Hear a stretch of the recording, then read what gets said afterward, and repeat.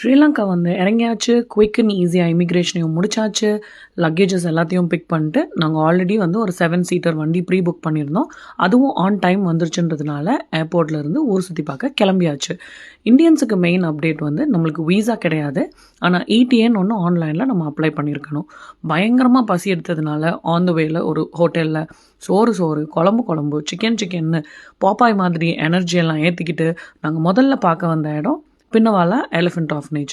இது ஒரு யானைகளின் காப்பகம். இந்த காப்பகத்தில் 60க்கும் மேற்பட்ட யானைகள் வச்சுருக்காங்க.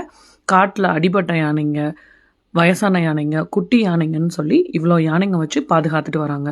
இந்த காப்பகம் ஆரம்பித்து இந்த இயர் 50 வருஷம் முடிச்சிருக்காங்க.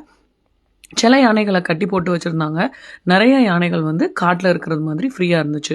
ஸோ நம்மளுக்கு ஒரு வியூ பாயிண்ட் மாதிரி வச்சுருப்பாங்க. அங்கேருந்து நம்ம இந்த யானைகள் எல்லாத்தையும் பார்த்துக்கலாம். எங்களை விட ஷான் இந்த இடத்துல வந்து ரொம்ப எக்ஸைட்டடாக என்ஜாய் பண்ணால்.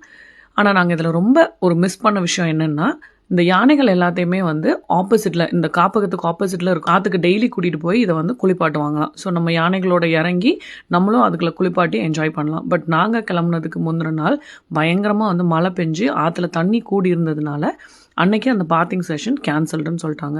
ரொம்ப டிசப்பாயிண்டடாக இருந்தால் கூட அந்த ஆறு எங்கே இருக்குதுன்னு நாங்கள் அதையும் போய் அங்கே போய் பார்த்துட்டு கொஞ்சம் அங்கே பிக்சர்ஸ் எல்லாம் கிளிக் பண்ணிவிட்டு அங்கேருந்து நாங்கள் கிளம்பியாச்சு.